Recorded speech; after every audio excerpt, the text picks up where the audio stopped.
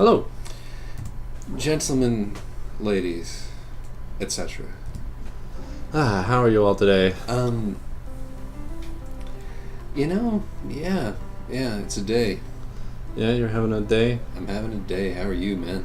I'm having a day too. Yeah, it's one of them days. What are we doing and where are we going with it? Oh God, we're doing oranges. Oranges? We're taking them to Torino, Italy. That sounds amazing. They're going to be made into Aranciata San Pellegrino over there. That sounds pretty good. I could go for some good Italian food, but I am in poverty. Oh, yeah. You're in poverty again? A little bit. And when are you going to get a job, Josh? I'm working on it. Yeah, alright. So, today we have a topic in mind, ladies and gentlemen. Our topic today is based... Wait. Oh, I'm momentarily distracted by our gorgeous wood panel dash. That is nice, actually. Look at that. This is just like cut above what we usually get. A DAF truck. Yeah, I mean... Daffy truck. That looks like climate control down there, and... I wonder... It doesn't look hardly industrial at all. When I do the blinkers... Oh my God, it actually moves. I never noticed that before. That is spectacular. You should have your headlights on, though. Yes, that's true. I will put those on now. How do I do the high beams? Like that? No, those aren't the high beams. Oh. It's one of these... There it is! Blinding opposing motorists. Yes. Yeah, it's distracting the enemy. You turn on the high beams in this urban area. It'll be a complete waste of energy. Yeah. Okay. So let's do this topic now. All right. Today, in case you haven't heard, we've decided we're pretty much going to discontinue the whole dive kick talk thing because nobody watches them. Yeah, it was fun. Yeah. But, it probably wasn't as successful, even in terms of execution, as we had initially hoped. Absolutely not. Who would have thought that trying to address a complicated topic while distracted by Twitch game mechanics? We thought it would be funny. It was. Maybe. For maybe one or two of them. Yeah. Whatever. But, I think we're going to be better for it because we're going to start answering your questions in the truck videos, which has proved... fruitful. Yeah, it's proved really good in the past. Yeah, and this conveniently also means that we don't have to come up with as much shit to talk about. It's true. Mm-hmm. It's going to make our lives a lot easier. So today we're gonna get really into it. We're gonna just kind of plunge our heads into the muck. And the question we're tackling comes from Tumblr user something slammin'. And the question reads thusly: dive kick. Why don't you read? I'm driving a truck. Yeah, that makes a lot of sense. Dive kick question. No. Do you think Tumblr, specifically the whole SJ part of it, as a community, is overall toxic or overall positive? Asked something slamming. And so for the zero, who better to answer this question than a couple of white cis het male college educated dudes from well off families. So true. Mm-hmm. For the zero among you who need explanation of what this question's asking, SJ means social justice. Tumblr, as I'm sure you all know, why am I even explaining? Is go ahead, man. Context is key. This is part of the whole problem. Context, man. Yeah. Tumblr is renowned for being a hotbed. A hotbed of shit. A hotbed of terrible driving. A hotbed of young activists, yes. Shall we say. I'm trying to be as neutral as possible. And Tumblr is a place where there is a lot of language thrown around, which until I think relatively recently was more the purview of college campuses and like specific academia and like specific movements. Yeah. And which parlance has now become part of a larger discussion in an interesting way. Yeah. So part of the issue with addressing this question is the idea that there is a unitary Tumblr, right? Or even a unitary Tumblr social justice community. Like when I look at my dash, if I landed on or emerged from a cave and looked at my dash and I wanted to know about the movie Frozen, if you looked at my dash, you would come to the conclusion that it was a movie about two sisters who really wanted to kiss. Yeah. If you look at Josh's dash, it would be like this terrible example of whitewashing and cultural appropriation. Right. So Okay, well, let's just acknowledge right now that this question wants us to make a judgment about whether Tumblr bad or Tumblr good, and we're not going to do. We're not going to do that. That would be silly to even try. Mm-hmm. But what we can do is discuss the negative aspects and the positive aspects. Yep. As we see them. Absolutely. Well, why don't we start with the positive? Why don't we start with the biggest positive? I think it is all else being equal, it's a cool thing that today's internet savvy youth are thinking a lot about, racism and sexism and other issues, and it's neat to see them trying. There's like I probably wouldn't know much about this as much about this stuff. Well, maybe that's not true. I would have come into it some other way because you were pretty serious about it. No, what the fuck is that guy doing? That guy was trying to overtake. Oh my god!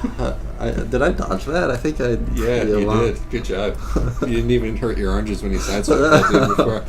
Oh my god! So this is what we would refer to as a derail. A classic derail. Right. Because of the microaggression of an oncoming driver.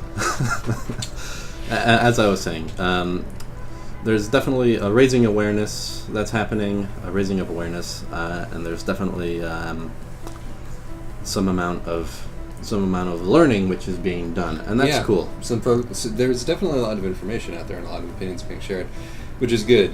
There's I think that just as a general matter, I mean, I think that once again I want to resist being like this good, this bad, this good, sure. particularly much, and just sort of have look on this as an observation of what it do. Yeah. But there's a lot of really decent information out there, and a lot of you get introduced to a lot of stories you might not otherwise be introduced to. I mean, caveat lector always.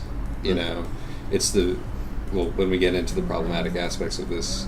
Hold on, I have to look at that text message. It could be. Sorry about that. As I'll get it. I mean, part of the deal. Well, I mean, there's unfortunately more to talk about in terms of the way this works badly than in terms of the way that it works well. Right. I mean, I think the ways in which it works well are kind of obvious. Yeah. And I mean, this question is essentially being addressed to Tumblr, and we don't need to say to Tumblr, "Hey, good, keep it up," because Tumblr says that to itself quite enough as it is. Quite enough. So, there's I think that there are a lot of criticisms that are aimed at social justice culture on Tumblr that are essentially recognizing a byproduct of teenagers being teenagers, which is which is having emotional reactions first, and really forming social us and them connections really easily, right. and there are pre-existing patterns of cliquishness and in-groups and out-group stuff that are being mapped onto the social justice stuff in a way which can lead to bullying, which can lead to pile-ons, which can lead to the sort of strident call-out culture stuff that doesn't really educate or help anybody. Right. There are a bunch of different criticisms of Tumblr social justice culture. Some less valid than others. Some less valid than what I want to get at is that dismissing the entire thing out of hand is not an appropriate reaction. Right. That's definitely silly. Yeah, and the major problem here is people not recognizing that categories are not monolithic. Yes. And that includes people making judgments about social justice culture, as well as it includes people who are in social justice culture making judgments about people who are part of different categories, and so on and so on. In different instances, this can both be just a social problem. In that it affects people's lives maybe in some cases more severely than it really ought to. That's debatable. or just people are being mean to each other, which some might say is a fair price to pay. But there are other cases which are a bit less ambiguous, where it genuinely just leads to bad activism, such as something that is inspiring our discussion right now is this small argument VastDerp, Tumblr user VastDerp just got into, where someone he made a post about how a lot of Tumblr activism constitutes a phase that a lot of teenagers are going through, and of course, because VastDerp tends to be pretty incendiary, a lot of people misunderstood this post to mean you're going to grow out of activism, right? Like as a whole, and you're stupid for being an activist, which is not what he was saying. But is a thing that a lot of people say. Yes, which is a part of how these conversations get so toxic so quickly. Right, People tend to mistake anything that challenges them for arguments that they've heard elsewhere. Yes, true. And to lump people once again into these categories of opposition. But here's the thing: what this fellow who tried to rebut VastDerp on the points he wasn't actually making, right? In doing so, accidentally kind of stumbled over some ableism, right? And VastDerp happens to be autistic, and like this fellow's post was written from a pretty clear assumption that the person he was talking to was not autistic, right? And did you read the guy's follow-up post? VastDerp didn't end up reblogging it, but after VastDerp, otherwise known as Luca. Yeah, let's call him Luca. Yeah, after Luca pretty much trashed this dude, he made a follow-up post, which, among other things, it actually had some interesting points in there, but these were all pretty severely undercut by when he said, "Sorry, I didn't know you were autistic. Please just ignore all the parts of my post which failed to take that into account." As if it would have been entirely okay had the person not. Right, and this is kind of a pattern that Tumblr falls into a lot. Is that these young activists who are very impassioned about a multitude of issues, despite being impassioned about the multitude of issues, ableism, racism, sexism, the whole gamut, they tend to not actually be very good at intersectionality. Yes. And this is seen on blogs, which will one post like call out someone viciously on saying something racist, and in the next post they're reblogging the latest funny black man who said something on TV in a black way. Yeah. So don't do that, Tumblr. Well, see, this is. I mean, the problem with Tumblr as a locus for this kind of shit is that Tumblr is a very bad place to have a conversation. Right. And really, what is necessary in these instances is some kind of thesis antithesis kind of logical action, because everybody wants there to be a hard and fast rule, and everybody wants there to be a sort of a checklist that you can go down to make sure that you're an okay person, right, and that your opinions are all right. But in practice, you will always fuck up, because there's always something that you don't know about. And the only real solution to this, and the only real way to get people to learn, is for there to be some kind of back and forth where people listen to each other. And that is hard enough to accomplish on issues which are so emotionally fraught. Right. And this doesn't mean, like, this is the argument that we're starting to sound like, which Tumblr disagrees with violently and sometimes correctly, is that you shouldn't ever express emotions about your oppression. Well, Luca once again made a useful distinction between anger and rage. Right. Where it is absolutely appropriate and needful to be angry. Yes. But violently lashing out in an indiscriminate fashion will not help anybody. Right. This is the thing with Tumblr, is that they often make it seem a bit like a competition to be the most righteous and the most knowledgeable. And it's like, I'm frankly, in most of these cases, the people who are making the loudest noises are not actually the people who belong to the underprivileged class, as far as I can tell. Yeah, this is very true. There's a lot of teenagers who are... There are a lot of white guys trying to argue about how appropriation is bad. Exactly, taking on the burdens of the world in ways that they don't really get. Yes.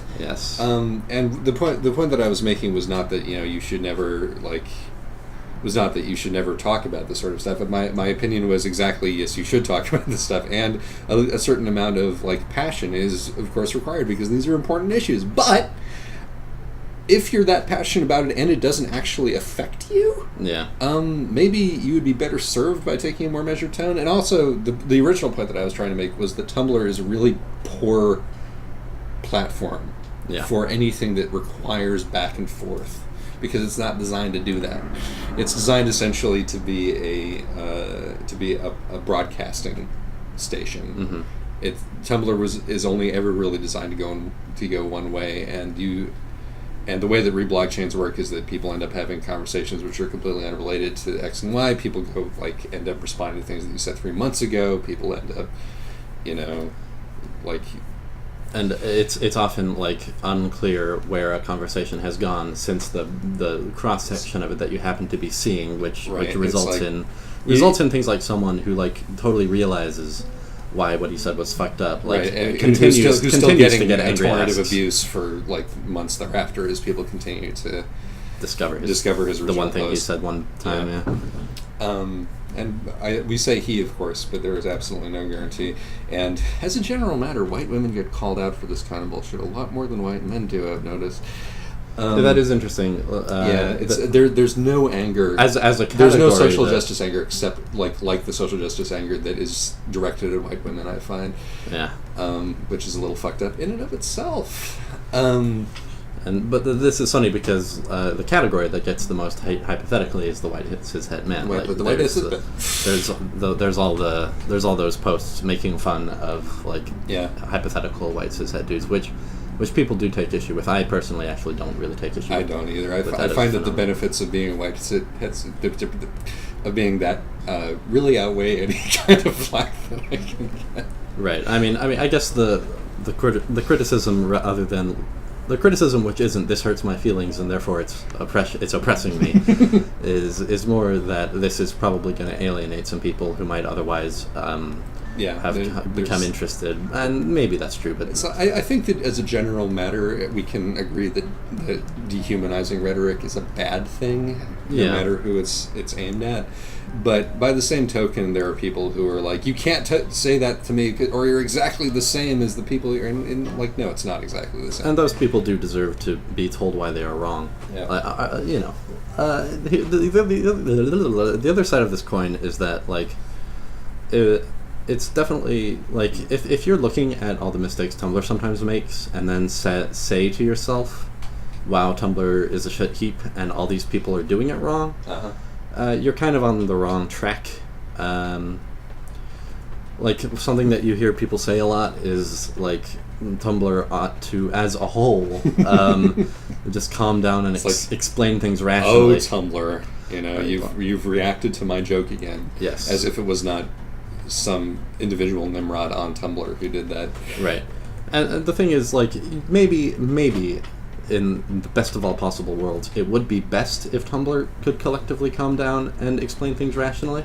But you're essentially being unreasonable to demand that of a gestalt. Right. Yes. And in effect, in the real world, what you're saying is that this place that is developed where people can share with one another how angry they are should not exist, which kind of makes you a big dick. And you shouldn't do that. This is an excellent point. Don't be a dick. See, in terms of my policy with how to react to these things, I find that the don't be a dick rule is really of paramount importance. Yes. Really, though, I mean, we could go on. Shall we go on? Can we? There's the thing about this is that it's a rabbit hole. There is enough fodder here to take many oranges. Maybe we need a tangent though, because I'm starting to repeat. Yeah, starting to lose my place a little. It's okay. It's a big thing. I mean, like, the thing that I was sort of worried is that we would get into particular examples of social justice egregiousness which have annoyed us. Which probably not. We should probably not do. The Frozen thing has been. I don't know. I find arguments about appropriation to be generally the least persuasive of these arguments. Also because they tend not to be They tend not to come from the sources that one would hope they come from. Right, yes. The only time I've ever participated in an argument about appropriation was to say, hey, white guy, maybe you have a point here, but here's a bunch of links to people, like, to whom this matters, right, saying things about it. Exactly. And so forth, and so forth, and so forth. I guess I just want to, I mean, what I want to say is that this is a thing that I generally find that where I fall on these things is somewhere between kill 'em all radicalism and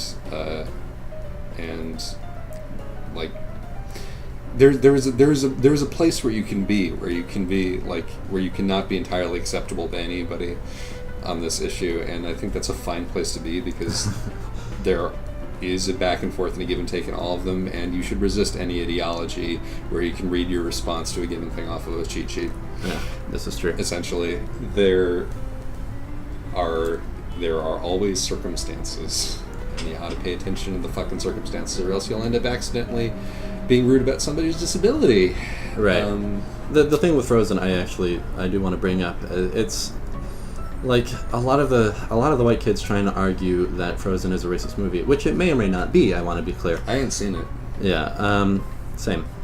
Like, but a lot of them end up, saying some really stupid shit. Like, it's bad that this movie is about white people because those samey people aren't white, which is obviously kind of offensive to all those people who are white.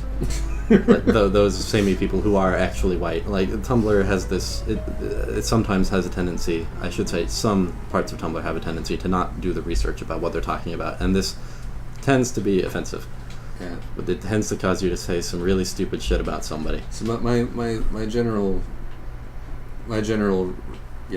See how I stopped writing the thing there? Yeah, that was very nice. There's a lot of, like, people like have an emotional reaction, they post it, and then they're like, it's not my responsibility to educate you. Yeah. And fair enough, it is not your responsibility to educate anybody. It is, however, your responsibility to educate your own dang self before you fucking shoot your mouth off. Mm-hmm.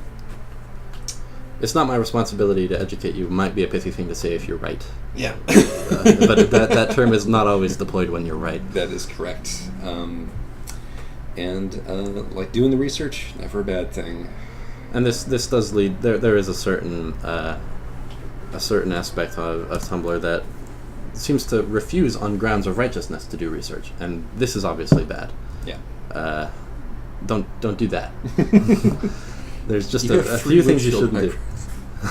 Oh, that's pretty cool. That's so cool. This is a class This is truck. a cool truck. Can we buy this truck? And maybe we will, yeah. Mm. Here, let's go on this tangent really briefly. All right. Of our audience, there's one person, my brother, who's really enthusiastic for us to buy a truck. Oh. Why? Because it's kind of cool to have the familiarity of the truck that we drive, for one thing. We get to repaint it. We get to do some cosmetics on it. We haven't actually looked at our load yet, by the way. Oh, there it is. You're a goodies. No, you're a goodie. And also, it adds a second aspect to every delivery where you actually have to go and pick up the load, just driving the truck itself around rather than the truck plus trailer. Mm-hmm. What do you think about this? Making our videos even longer? Yeah, or making us take shorter deliveries. We might end up retreading some ground on a certain delivery, but we could make them the same length. We just have to take them. Take the cargo less far away, which feels beautiful day less. in Switzerland, everybody. So I'm asking you, Isaac, how do you feel about buying a truck? I have no opinion about this whatsoever. I mean, it's a very real production question for me.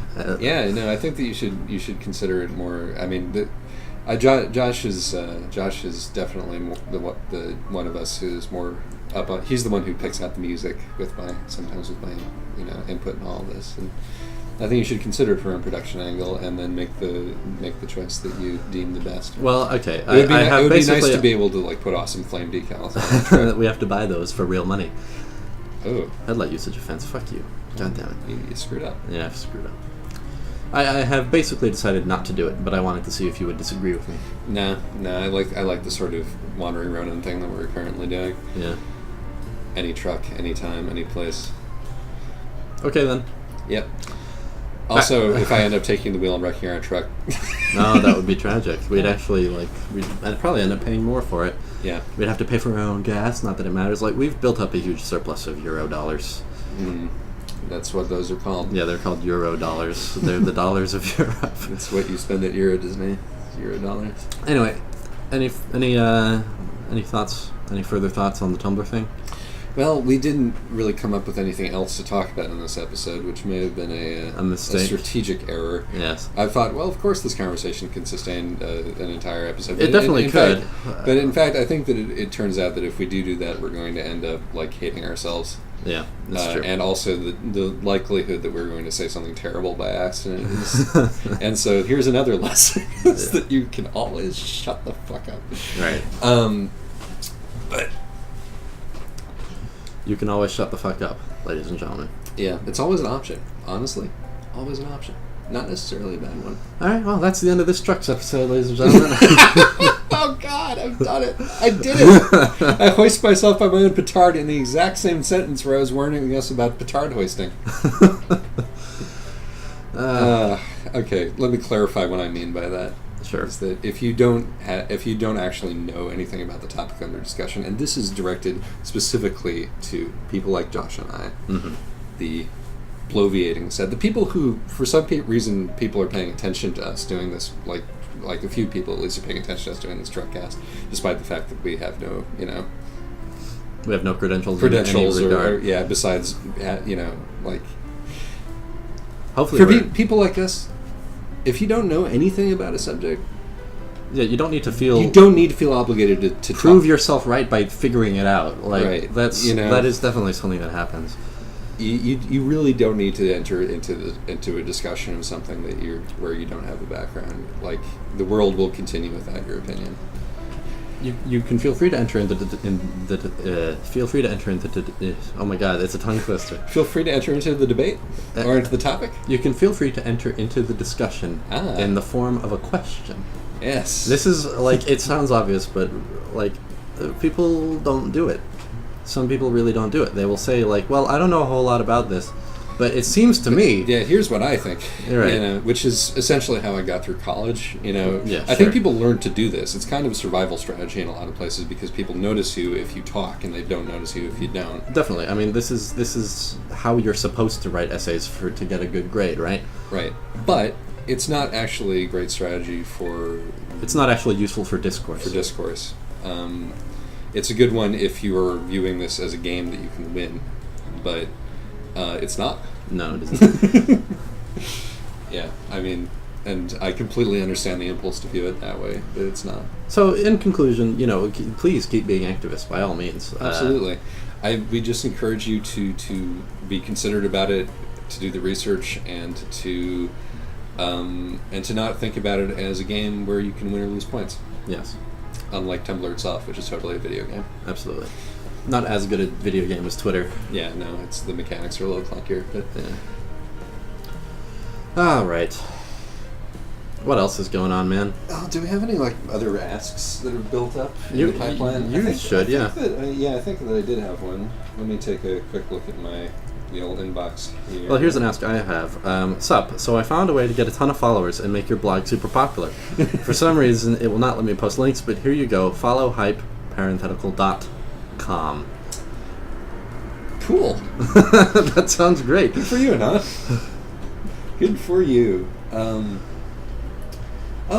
We have the 5 most influential oh man, artists ask. We have almost half an episode. From Rex. I think we could probably pull that off in this time. Yeah, sure. Okay, so just go ahead and read the question. Okay. I actually want to maybe take this in a slightly different direction than it is written. Okay. A slightly different direction. Yeah, sounds good. A slightly different direction. I think that I may have gotten rid of it already. Alright, well, you'll have to paraphrase it then. Yeah, it's not here anymore, goddammit. Tumblr is terrible. Never mind. There it is. Top 5 most formative or favorite musicians / writers / poets / creative type people / etc., which is a lovely broad question. Yeah, I think that what probably the most interesting place to take this, stall out Jones, would be would be as a discussion of influence, and what we mean by when we say that an artist has been influential upon us. Oh, geez. I had actually thought about how to answer the question as it was originally posed, and I came up with a not complete, but a list of artists and how they've influenced me in different ways at different points in my life. Perfect. And now you're telling me let's not do that? No, we definitely are going to do that. Okay. I want to talk about the parameters of the question first, right? Okay. Because there's a couple of different ways that you can take that. I mean, whether you make stuff yourself or not, right? Sure. You can have artists who have influenced your way of thinking. Mm-hmm. You can have artists who have influenced the actual work that you do, if you do work yourself of the kind that they do, or even not of the kind that they do. Right. And then there's also the people who you can't say that you are really like, but that you want to be like.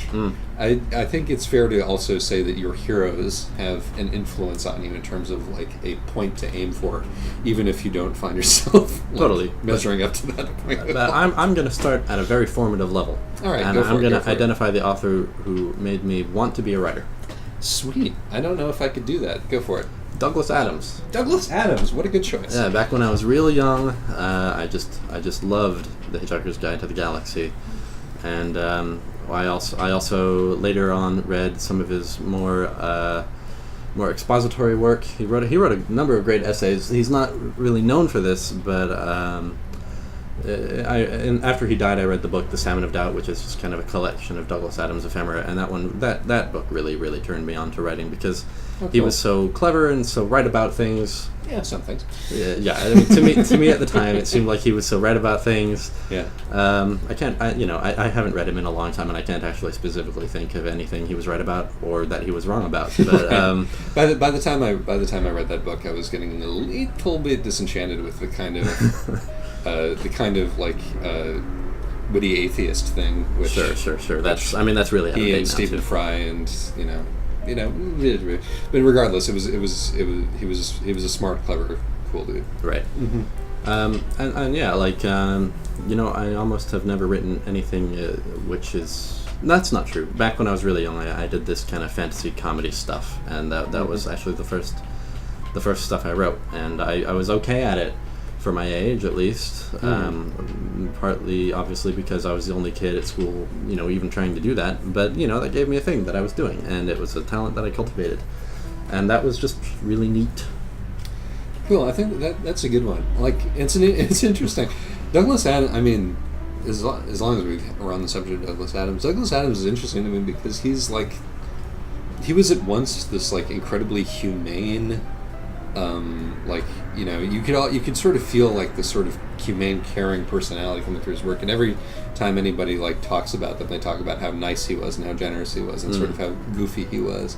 But his actual work is like shot through with this incredibly nihilistic streak. Yeah. Like the later Hitchhiker's Guide books and the Dirk Gently books are depressing as hell. Yeah. I mean, in the case of Hitchhikers, it's because he was doing that thing where he was basically throwing a creative temper tantrum because he was being forced to write this shitty series even more. Yeah, but I mean, the second Dirk Gently book is not exactly life-affirming. The second Dirk Gently book is genuinely just a great book about seemingly what he was feeling at the time. Yeah, no. I actually think it's probably one of his best books. I agree. I think it's a fantastic book. And oh god, I love the Dirk Gently books particularly because when I first read them, I didn't get it because they really are very twisty and tough to follow. Right. And like going back to them at a later age and being like, oh, they're much more mature than Hitchhikers, which is it's a shame because most people reading Douglas Adams these days are like kids who like Hitchhikers. But then he tried to write something. That's one of those things that's great about like gateway authors. Yeah, is authors who write stuff that appeals to kids, but as you get older, that's true. There are other things to find in them. The layers reveal themselves. I think that there's one of my favorite something to be said for Terry Pratchett there. One of my favorite Douglas Adams isms is in Dirk Gently, and it's actually one of the rare glimmers of light. Something Douglas Adams was really good at was kind of relating his aesthetic sense. And towards the end, I can't remember which book it was. It might have been the second. It like there's this spaceship, and under circumstances that I can't remember, it was destroyed or lost in time or something. But the main character was just enthralled by the music on this spaceship. Like it's just gloriously described. Like you'd move your head and it would perform this effortless chord change, and then it turns out, because this is a story about time travel. It turns out that one of the time travelers ultimately went back to the spaceship and transcribed as much of the music as he could, and released it under the name J.S. Bach.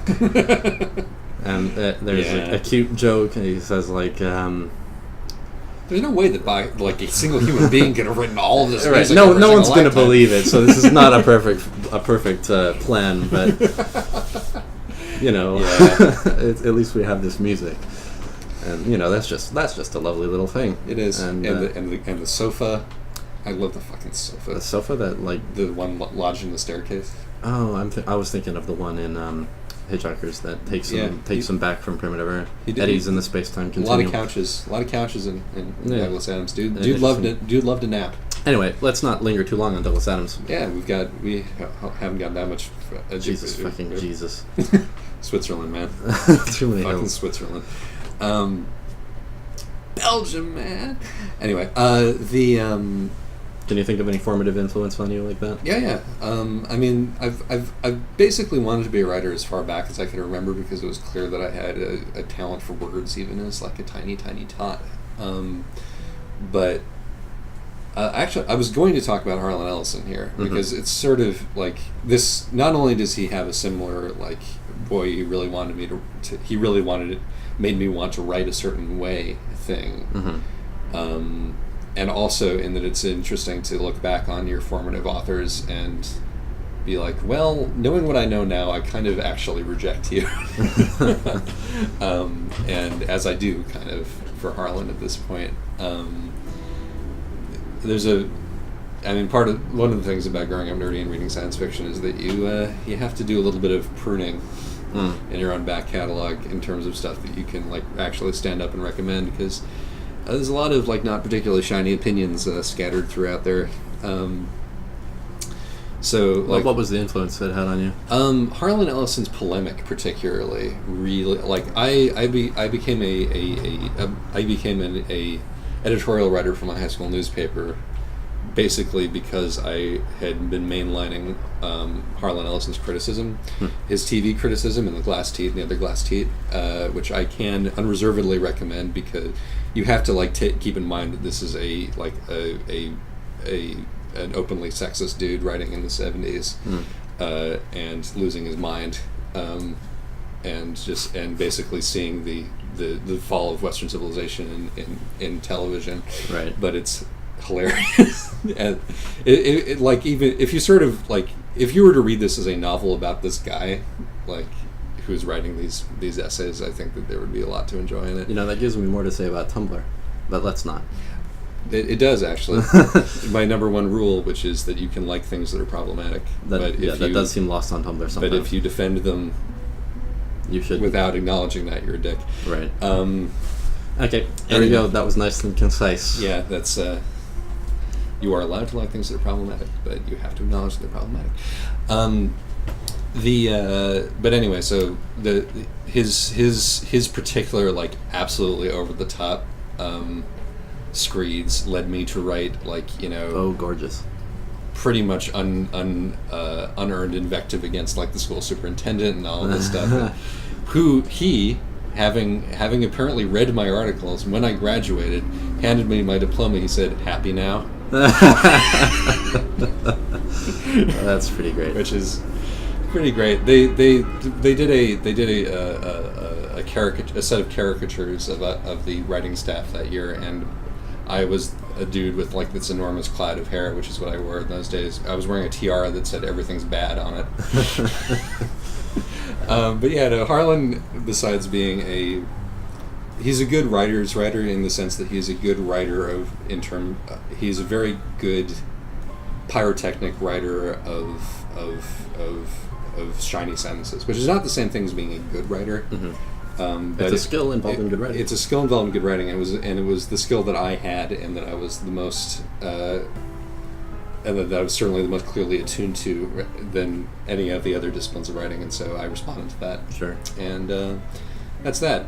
But in terms of like the person whose worldview had the most like salutary effect on me as a kid, since you mentioned Douglas Adams, I want to talk about Terry Pratchett. I think because I learned most of how to be a decent person from reading Terry Pratchett books, and also like reading his books chronologically and like watching him learn. Like he sort of was kind of a monarchist, and I'm loving this right now. This area that we're driving. This in. is gorgeous. Yeah, I don't think we've ever been here before. This must be like we must be getting into Italy or Southern Switzerland.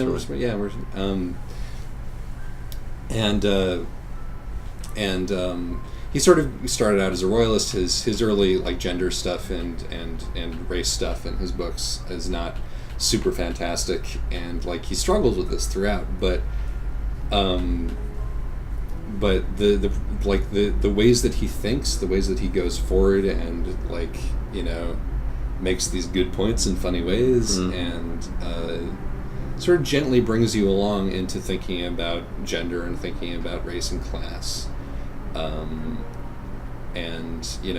at the same time there's this sort of like there's definitely this thing at the bottom of all of his writing, which was like what I really want is for somebody who is really good to become dictator, which is I think something that we have all sympathized with from time to time. But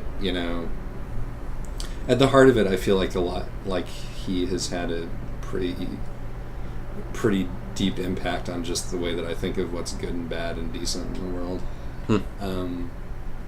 As a kid growing up, I had to learn a lot of real world shit on top of that, but it was good lessons. So who's another person for you? Well, I guess to continue along the string of authors that I was influenced by, when I got to college, I discovered Nabokov and I discovered Borges, and they really turned me on to Don't You Dare. Okay. Those authors really turned me on to, I guess, what I wish I could do with my fiction.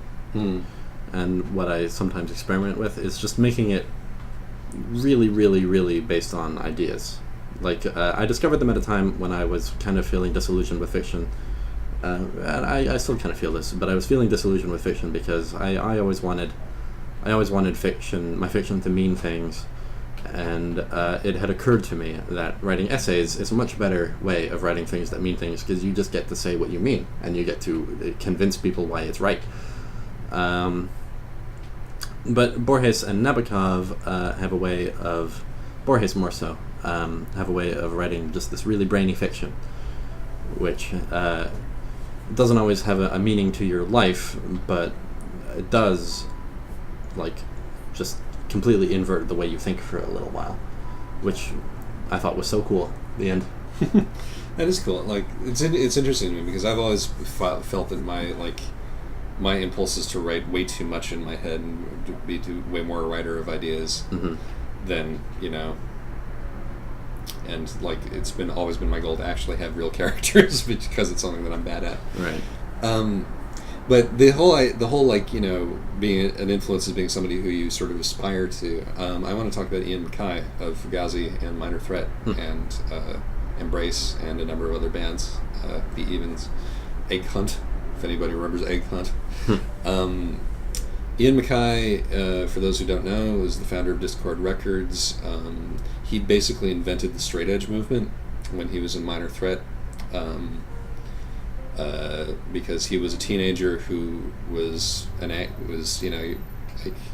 he was better than most teenagers will ever be at expressing what it is like to be a angry, disillusioned teenager.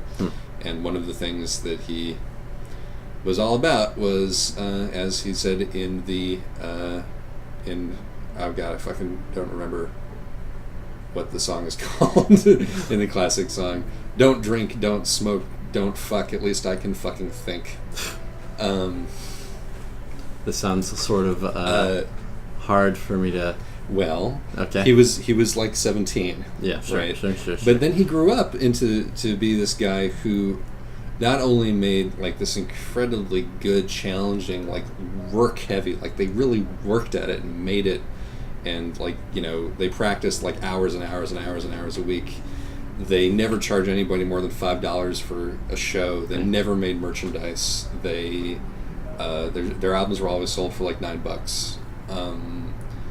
They eventually, despite the fact that like they, in early Fugazi shows, it's just like a mass or a writhing of of crowd surfing bodies. They eventually basically said, no, you stop it. You can't mosh at our shows. You can't stage dive at our shows because people are getting hurt and because it's not a safe place for like smaller or weaker people to be. This reminds me of a band which has been kind of relevant lately. I can't remember their name, but Pitchfork writes about them a lot. They have they take this really serious stand against throwing bottles and stuff. Well, I mean, that's for a band to take. Please don't throw bottles at us. That's a little bit more reasonable, but I understand what you're saying. Well, it's like these guys basically. They did this thing where more than what I really admire about them is that they had a internally consistent position they fucking stuck to, and that their music was not as a result like somehow joyless or puritanistic or astringent, despite some people describe it that way, but those people are fucking morons. Because what it allowed them to do is really to explore the joy and effort and composition, and this is something that I'm very bad at, is like just buckling down and making the finely crafted work. Right. And it's like it didn't sound overworked or like nitpicky either, because it was coming from this place of craft. And they were the best 4-piece rock band in the world when they were going. Cool. And so, yeah, Fugazi, Ian MacKaye, he's not perfect. He's said some dumb things, we all have. How did this influence you specifically? Part of, it's influenced some of, the music that I make in terms of, the way that I think about... Sure. The way that I think about punk rock being like a desirable thing to do that you can be very smart about and complicated with, definitely, just in terms of the way that certain chord progressions sound to me, because right. I spent a lot of time with their music, and it sort of got its hooks into me in a way. I like these sort of vaguely minor discordant progressions in rock now, which I don't think I would have if I hadn't spent a lot of time with Fugazi and Deerhoof. And also just in terms of what I feel like is sort of the gold standard for being a artist, a non-participant artist in a capitalist system. In terms of my own politics, like the way that he has chosen to the way that he has chosen to he makes his living, but he does this in a way that is reasonable and fair. It's been he pretty, lives by his values. Yeah, that's inspiring, to live by your values. I wish to live by my values. I'm not very good at it. But I took up a lot of time there. What about you? The clock is starting to tick. I don't know. I guess I could list artists who I've tried to imitate and whose work I wish I could replicate all day. Just to rattle some off, Charlie Kaufman does these very human but very heady and very funny movies. David Byrne from the Talking Heads has this he combines surreal avant-garde irreverence with just kind of hilarious and catchy pop, which is great. I think David Byrne is on my list also. Yes. In a huge way. To make it very brief, I think for me it's the way he combines the high and the low so effortlessly, and so deliciously. I have a super weakness for people who make the everyday into art in a way that doesn't seem contrived. David, Talking Heads' celebration of the quotidian is just really pleasing to me, because that's, speaking of places I want to be, that's a place I want to be. I want to be enthralled by office furniture. If I can get, and David Byrne has been very good at that in his career, if I can get to that place, I'll be a happy boy. But as for kind of, not the model for, but the inspiration for, I could name the model for also, but the inspiration for what I'm trying to do now, I guess, would be Roger Ebert. Oh, interesting. Because he has this way of writing about movies, which of course is what he does. He writes about movies, where he's not trying to be like a public intellectual. and he's not necessarily even all the time trying to tell you whether or not the movie's really good or really bad. I mean, he will try to tell you if he thinks the movie's really bad, and he'll let you know if he thought a movie was really good. But mostly what he's doing is the way I see it, is he's kind of producing this derivative entertainment about his reaction to the work, which can, in the best of times, enhance one's own pleasure of viewing the work in question. When I was a kid, I always enjoyed reading the star reviews, even if I hadn't seen it, had no intention of seeing the movie that he was. Yeah. He's just a really entertaining writer, and I think that's a really cool thing to bring to reviews of media. Yeah, video games specifically in our case. Yeah. Or your case, rather. And I could also name some writers who do this with video games now and who are also pushing the business model forward.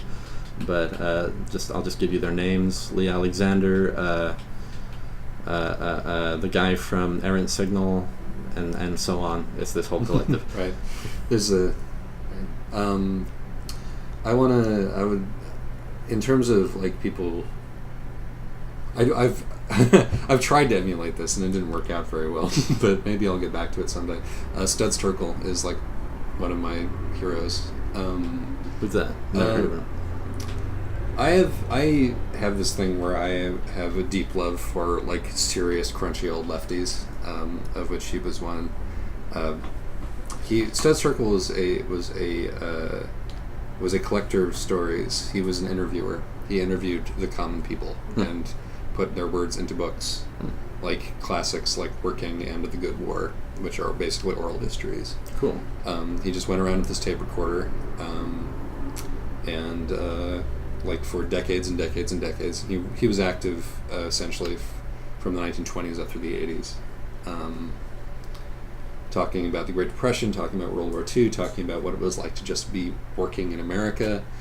He was friends with like Pete Seeger and the whole crowd of and the sort of the Chicago left before it was decimated, and he had this thing where he was super principled and he was super right on, but he was nice to everybody, and he was a friend to everybody, and he really wanted to listen to people's stories, and the way that he collects and collates the stuff and puts it down is just like the way that I think about living under capitalism, the way that I think about living in this government is been hugely influenced by reading his books. So if you've never read any Studs Terkel book, I recommend Working or The Good War is a good place to start. This may sound... Hard Times, also, if you're interested in the Depression. This may sound snarky, but I have to say I'm a little surprised that you're counting the dude who's nice to everybody as your influence. This seems like it's always been the opposite of your MO. Well, I said that I tried to do stuff in his vein and failed. Fair enough. I think I'm too angry as a person to successfully be like Studs Terkel, but he strikes me as the kind of dude who is admirable. Cool. Yeah. Like in terms of people who actually, Are you okay there? Yeah. I'm losing my voice. Oh no. Which is good because that's fine because we're about to be done with this. But Look, an arch. Is that some sort of landmark? See that arch?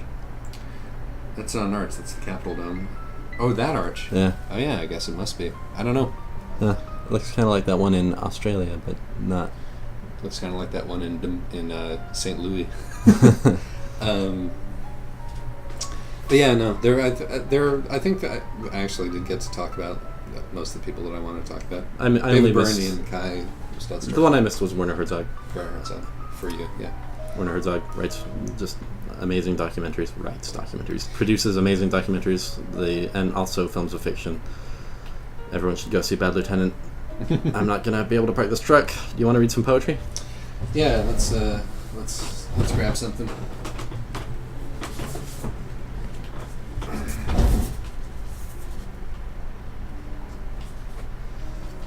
What you got there? Grandma waved her hand, and a steam train right away rolled up to the children, saying, "Drink your kasha and your trunk." In the morning they turned back, and the children sat down on the fence, and they were saying, "Stallion, go to work, I won't do it." Masha's not that type of girl, as you wish. Maybe you're right. We'll lap up even all the sand that the sky expectorated, disembarking at the station. Greetings, Georgia.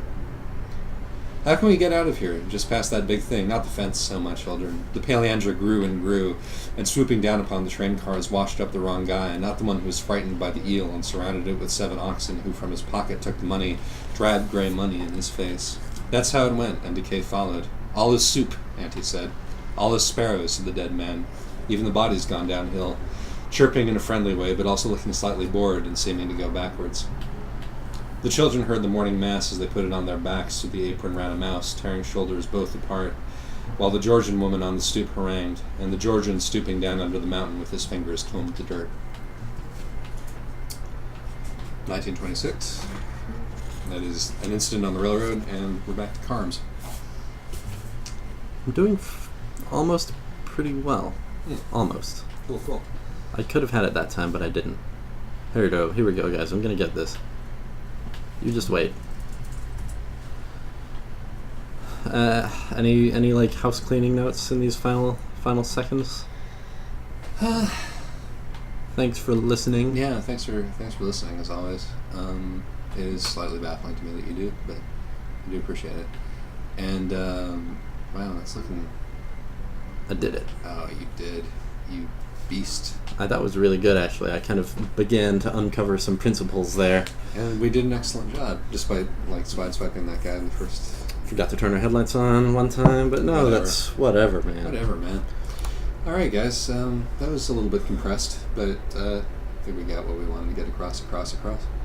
Have a good night. Good night. Do do do do do do do.